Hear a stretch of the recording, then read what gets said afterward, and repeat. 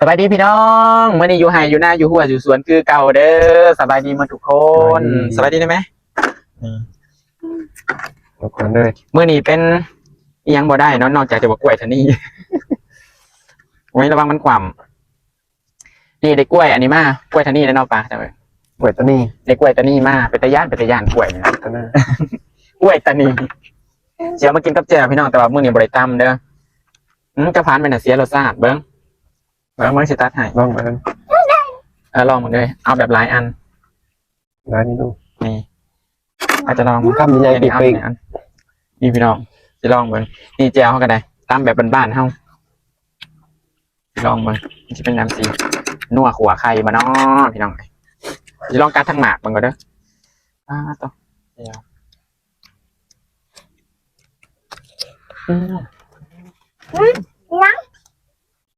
หางก็ได้ออกลูกเต้าเหงากล้องอยากมากน้ำบุ้มบอยกับพี่น้องเอามาให้เบิ่งน้ำถึงมาบุกเลย2 หมากตรงจังหวะ ไม่ใช่หันไปดูเขา แค่น้ำแรงๆเด้อเป็นยังแซ่บปะนั่งลงหน่อยไหม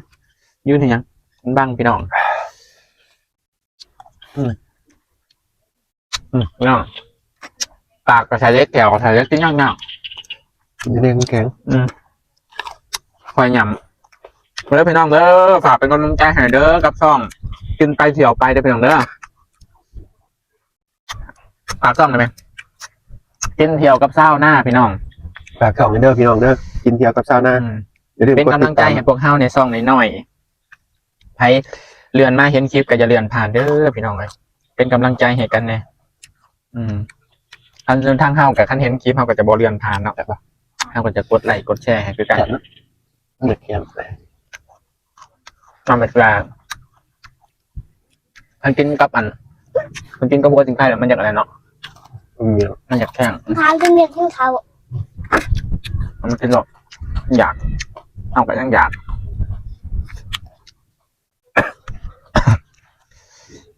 เป็นคำใหญ่กว่าพี่น้องเอ้ยแข็ง แข่งแซ่บเป็นยังบดเพชรบัก ยังมากกับพ่อหอม หอมบัก แรงนะ ไว้กินนี่มึงนะ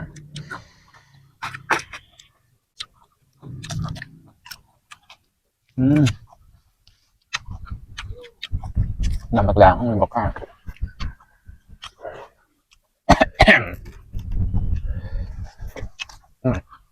อ่างก็แต่ก็ไปใกล้มากอยู่อ่างอะไรนะ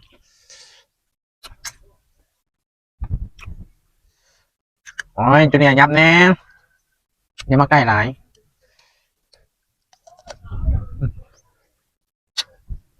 ความ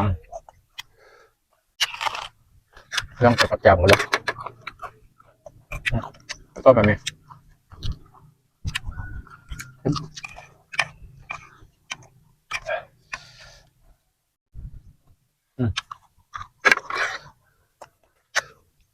มันไปแล้ว2 หมาก2 หมากที่ 3เป็นในสู่ไว้อยู่บ้างแข็ง เบิ่งลองซอยบางๆกินกับอันนั้นเนาะกินกับพวกสิงไข่คือสิแซ่บซอยบางๆอยู่ถึง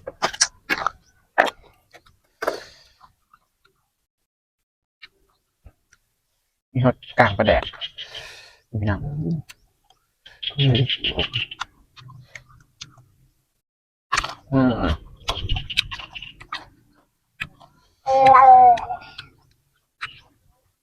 อยู่หายอยู่หน้าคือเก่าพี่น้องเอ้ย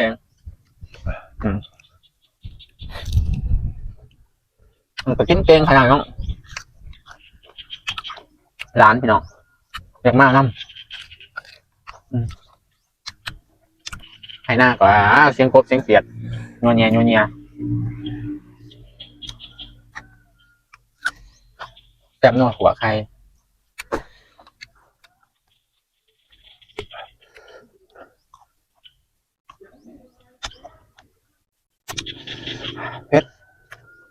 ต้องเพชรต้องแค่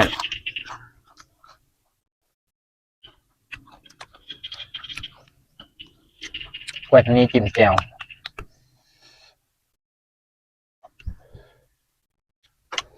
ดูไว้จะสูบไว้ได้บ่มาบังนี่ก่อนเอาไปไหนจะเอามาตอนพี่น้องให้พี่น้องได้เบิ่งได้ส้มน้ำ ท่านผู้ส้มนี่เห็ดเมนูได้กินกล้วยเนี่ยคอมเมนต์กันเข้ามาในเด้อพี่น้อง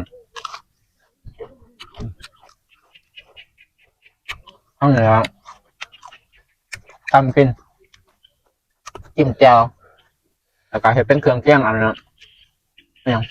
ยงหลายๆเมนูอยู่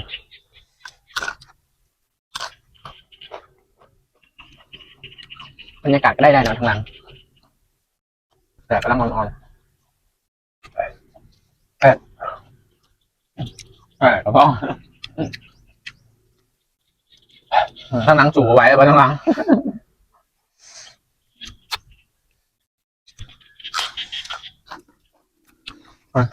นี่ก็อาสลัดจะบลายด้วยพี่น้องเด้อแล้วก็ฝากกำลังใจให้ช่องหน่อยนะสามารถที่ชมกันเข้ามาได้พี่น้องแค่สำหรับคลิปนี้ก็ถือลาพี่น้องไปเลยเด้อเจอกันคลิปหน้าพอพี่น้องอยากให้เห็ดคลิปยังอยากให้กินยังให้เบิ่งคอมเมนต์กันเข้ามาได้พี่น้องโอ้เจ๋งหมดมื้อหน้ามื้อไหนสิมาหาแนวแซ่บๆมาสู่พี่น้องกิน